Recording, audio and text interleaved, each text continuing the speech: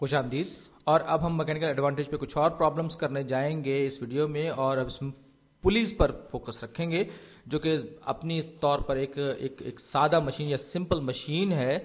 और इसमें आपको पता चलेगा कि मैकेनिकल एडवांटेज जो है वो किसी भी मशीन में किस तरह से हो सकता है या किस तरह से लिया जा सकता है। तो ये एक पुली है जो कि छत से बंधी हुई है, और मुझे थोड़ा सा प्रॉब्लम होती है इसको पुली को कहने वाली। एक डिस्क है, एक डिस्क बंधी हुई है जो कि घूम सकती है, और इसके गिर्द एक रस्सी गुजर रही है, एक रोप गुजर रही है।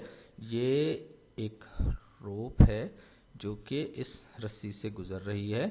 ये एक रस्सी है और इसके एक एंड से, एक सिरे पर ये 10 न्यूटन का वेट बंधा हुआ है, 10 न्यूटन का वेट बंधा हुआ है, और ये गुजर के यहां तक आ रही है। तो अब मैं इसको तरफ खींच रहा हूं, जब मैं इसको नीचे खींचूंगा तो ये वेट ऊपर की तरफ जाएगा। तो सवाल ये है कि इस सिस्टम का जो मैकेनिकल एडवांटेज है वो कितना होगा, या यूं कहिए कि मुझे कितनी फोर्स लगानी पड़ेगी इस 10 न्यूटन के जो वेट है इसको उठाने के लिए। मुझे नहीं पता कि टेक्स्ट बुक में कैसे कवर किया जाता है, लेकिन मैं हर चीज़ को अपने तौर पर समझने की कोशिश करता हूं।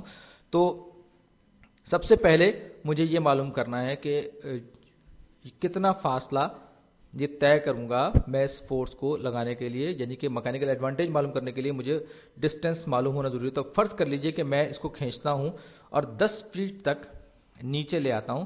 तो जाहिर बात है कि ये कोई भी डिस्टेंस हो सकता है, लेकिन मैं अपनी आसानी के लिए 10 कह रहा हूं।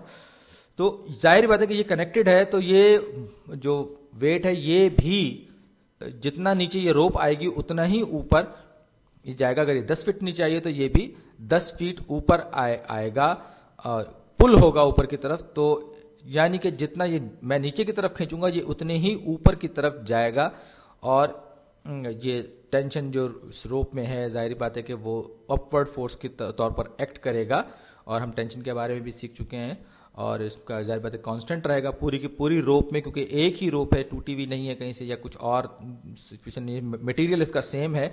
तो ये कोई बहुत ज़्यादा दिलचस्प मशीन नहीं है, क्योंकि जितना मैं नीचे खींचूंगा उतना ही वेट जो है वो ऊपर उठ आएगा। और जाहिर बात है कि फोर्स जो है, अगर इसको 10 न्यूटन को मैं ऊपर की तरफ खींचूंगा वेट को, तो मुझे भी 10 न्यूटन ही की फोर्स लगानी पड़ेगी, और फासला भी उतना ही तय होगा। लिहाजा इसका तो मैकेनिकल एडवांटेज 1 होगा, यानी कि इसको कहते हैं कि जो भी मैंने किया है ये सिर्फ एक झंडे को ऊपर उठाने से ज़्यादा इसकी कोई हैसियत नहीं है।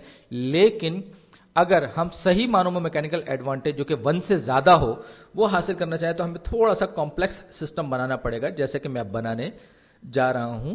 ये मैं एक कॉम्प्लेक्स सिस्टम बना रहा हूं, और ये उसी तरह का कुछ मैकेनिज्म है थोड़ी सी तब्दीली के साथ। ये एक पुली है जो कि छत से बंधी हुई है, और ये यहां पर एक और पुली आ रही है। सॉरी, ये एक और पुली, मेरा ख्याल है कि इसको थोड़ा सा मैंने गलत बना दिया। मैं इसको मिटा देता हूं। ये गया, इसको भी मिटाना है, ये भी गया। तो अब एक और पुली है जो यहां थोड़ा सा नीचे की तरफ है, ये एक पुली है, और इस पुली से, ये जो पहले वाली पुली थी, एक रोप जा रही है, ये इस पुली से गुजरती हुई इस दूसरी पुली में जा रही है, और इस दूसरी पुली से गुजरते हुए छत से जाकर, सीलिंग से जाकर अटैच हो रही है।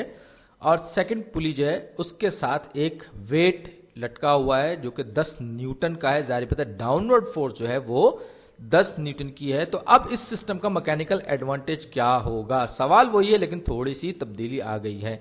तो अब फर्ज कर लीजिए ये रोप को अगर मैं इसको नीचे की तरफ खींचूंगा, तो जाहिर बात है कि ये फर्ज कर लीजिए मैंने इसको 2 फुट नीचे की तरफ, 2 फीट मैंने नीचे की तरफ इसको खींचा, तो क्या होगा ये कि ये इसकी जो लेंथ है ये तो 2 फुट मैंने खींच ली, लेकिन साथ ही साथ ये जो पुली है, ये जो रोप है, ये भी इसकी जो हाइट है या इसकी लेंथ है इसमें 2 फीट की कमी आएगी। यानी कि अगर ये 2 फीट लंबी होगी तो ये 2 फीट कम हो जाएगी।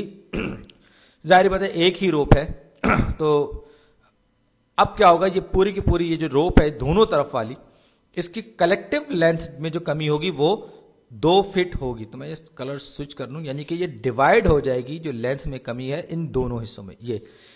यानी यहां से मैंने 2 फीट खींचा तो ये जो तब्दीली आई, यानी कि यहां से जो लंबाई बढ़ी वो कंपनसेट होगी 2 फीट की। दूसरी पुली पर जब हम जाएंगे, यहां 2 फीट खींचा तो इस तरफ जाके दोनों साइडें इसकी 1-1 फीट कम होंगी। इस वाली साइड में भी 1 फुट ऊपर उठेगी और इस वाली साइड में भी ये 1 फीट ऊपर उठेगी, क्योंकि रोप सेम है, एक ही मैकेनिज्म से बंधी हुई है।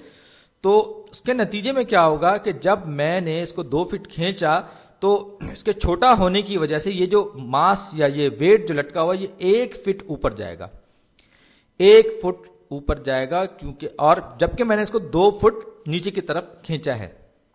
तो अब इस सूरत में मैं कितना वर्क कर रहा हूं, तो वर्क आपको पता है कि वर्क इनपुट और वर्क आउटपुट दोनों के दोनों बराबर होना चाहिए। यानी अगर ये फोर्स जो है ये इस पर ये लग रही है 10 न्यूटन की फोर्स, तो इस पर वर्क आउटपुट कितना होगा?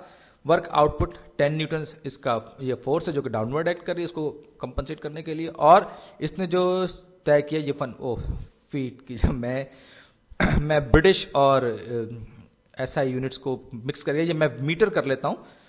तो 10 न्यूटन की डाउनवर्ड फोर्स पर मैंने जो इसको डिस्टेंस तय कराया वो 1 मीटर का तय करवाया, तो वर्क डन या आउटपुट जो वर्क है वो 10 जूल्स हो गया। यानी कि और वर्क इनपुट बराबर होता है वर्क आउटपुट के। जो हम कंजर्वेशन वाले एनवायरनमेंट की बात करें तो ये भी 10 जूल्स ही होगा, यानी कि जितना मैंने इनपुट किया मुझे 10 जूल्स ही वर्क करना पड़ेगा।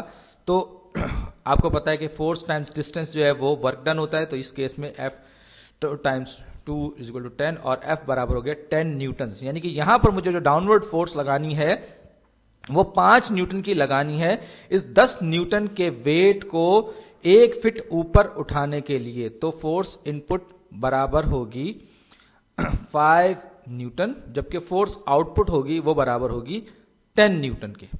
सही, ये बात आपको उम्मीद है क्लियर होगी। तो इसका मैकेनिकल एडवांटेज जो है होगा force output divided by force input. Output मेरे पास है 10 न्यूटन और ये मेरे पास इनपुट जो है वो 10 है, तो इसका मैकेनिकल एडवांटेज जो है वो 2 होगा, यानी कि मुझे आधी फोर्स लगानी पड़ेगी। और उम्मीद है कि ये बेहतर मशीन है पिछली वाली मशीन के मुकाबले में। अब एक और प्रॉब्लम कर लेते हैं मैकेनिकल एडवांटेज का। और हाँ, वेज भी एक मशीन होती है, अगरचे मैं ज़ाती तौर पर वेज को मशीन नहीं समझता, लेकिन वो सिंपल मशीन्स में वेज का शुमार होता है। ये एक कुल्हाड़ी जैसी नोकदार एक ट्रायंगुलर शेप है, ये एक वेज है जिसको कि हम मैकेनिकल एडवांटेज के हवाले से सिंपल मशीन्स में शुमार करते हैं। और इसका जो एंगल है वो 30 डिग्रीज का है। और ये जो डिस्टेंस है, ये इसका जो फासला है ये d है। तो आपको पता है कि अगर मैं 100 का टोआ इस्तेमाल करूंगा तो sin 30 जो है वो हाफ होता है। तो इस केस में आपको पता है कि जिसमें पर हाफ तो ये 1/2 d हो जाएगा। जाहिर बात है कि ये मैं इसको रिपीट नहीं करूंगा रेशियोज को, आप चाहे तो पिछली वीडियोस देख लें। तो यहां मेरे पास ये एट द बॉटम, यहां बिल्कुल नीचे मेरे पास एक बॉक्स रखा हुआ है और मुझे इसको खींचते हुए फोर्स लगा के लेकर जाना है ऊपर की तरफ। तो इस पूरे सिस्टम का मैकेनिकल एडवांटेज क्या होगा? ये बॉक्स को मैंने यहां पहुंचा दिया। अगर जब ये बॉक्स यहां पहुंच जाएगा तो अब फर्ज कर लीजिए कि इसका बॉक्स की जो वेट है वो 10 न्यूटन है। आपको पता है कि वेट जो है वो फोर्स होती है, लिहाजा इसका वेट जो है वो 10 न्यूटन है। और इसकी जो पोटेंशियल एनर्जी होगी वो क्या होगी? पोटेंशियल एनर्जी होगी force times acceleration, force times gravitational acceleration times height. तो इसकी जो हाइट है वो इसकी हाफ d के बराबर है, लिहाजा ये जो पोटेंशियल एनर्जी इस केस में इसके ऊपर हो जाएगी 5 जूल्स। 5 जूल्स की इसमें एनर्जी मुझे चाहिए होगी, पोटेंशियल एनर्जी इसमें आ जाएगी ऊपर पहुंचने के बाद। तो इनिशियल फोर्स जो थी वो टाइम्स डिस्टेंस, तो ये हो गई 5j, सॉरी ये 5d जूल्स है। ये हाफ d था, तो ये 5d जूल्स है। मैं गलती कर गया, ये 10 न्यूटन की फोर्स है तो ये 5d जूल्स है। 5d जूल्स, ये dj नहीं है, ये रखिए, ये 5d जूल्स है। हाँ, तो ये जो फोर्स है ये इस पर डिस्टेंस पर एक्ट कर रही है। तो ये 5d जूल्स है और ये वेरिएबल है, d जो एक वेरिएबल है। तो अब मैं दोनों साइड्स को d से जब मल्टीप्लाई करूंगा तो Fi यानी कि इनिशियल फोर्स जो है वो मुझे चाहिए होगी 5